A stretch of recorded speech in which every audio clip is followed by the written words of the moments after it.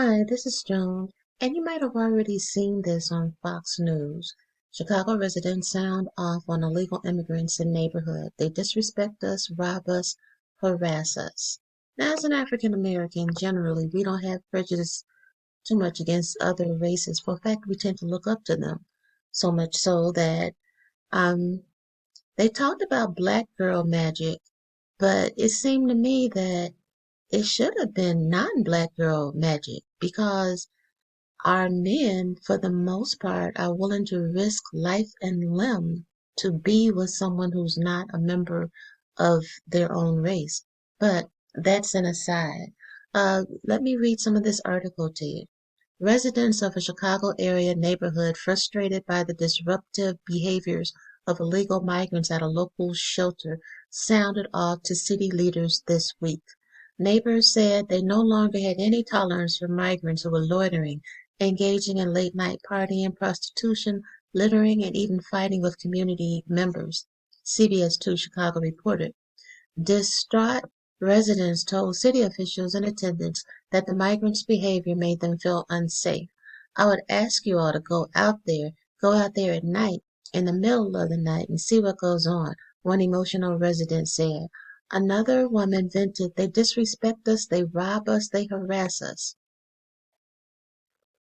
One local man threatened that if they didn't address the issues, neighbors would take it into their own hands. Let me say this, they've got one more time to deal with it because otherwise, next time they deal with it, they're going to deal with it from the streets. We're going to take over. Nobody is going to be able to stop us from what we're going to do to them. Okay, well, that sounds frightening enough, but then let's look a couple of years in the past at what was being said. Now, this will be a short video, but just look at some of the headlines. And this is from June 27, 2021, from Breitbart News Network. And it reads, Trump, foreign countries emptying their prisons into U.S. thanks to Biden. Former President Trump says foreign countries are emptying their prisons into the United States thanks to President Joe Biden's generous open borders policy at the U.S.-Mexico border and the gutting of interior immigration enforcement. Explore further. Latin American countries sending criminals to the U.S. claims Trump. Britain sent thousands of its convicts to America. I think that was years ago. Mexico to release potentially thousands of prisoners from federal. Exclusive, and this is September 2022. Venezuela empties prison, sends violent criminals to the U.S. September 18, 2022. The intelligence report warns agents the freed prisoners have been seen within. Let me read that again. Yeah, the intelligence report warns agents the freed prisoners have been seen within migrant caravans traveling from Tapachula,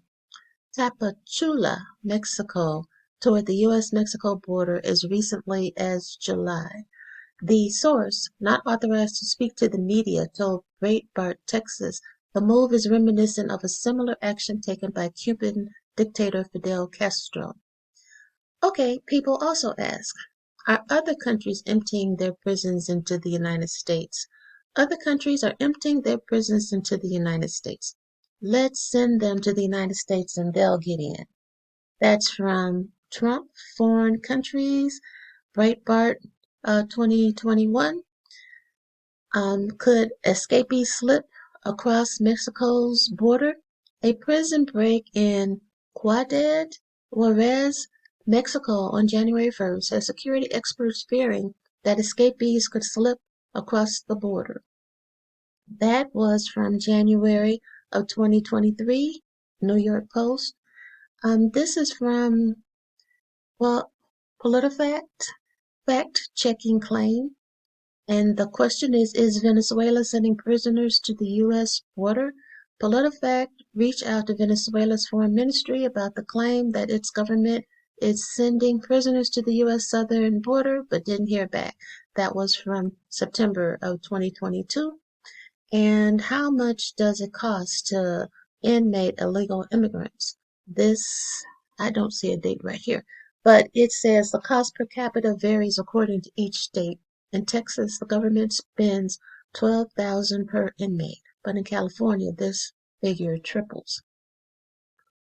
Okay, again from the Breitbart News Network in August of 2021, Trump, countries emptying prisons into U.S. because of open border. Migrant families are lined up across after crossing the U.S.-Mexico border into the United States in Roma, Texas on July 9, 2021. Republican lawmakers have slammed Biden for reversing Trump programs, including his Remain in Mexico policy, which had forced thousands of asylum seekers from Central America to stay south of the U.S. border until their claim. Well, anyway, this is just some of the articles that are here.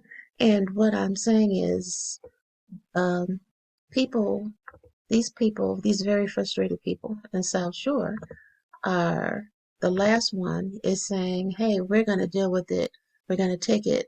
We're going to deal with it ourselves if you don't deal with it. And I guess this is kind of a warning that, know who you're dealing with.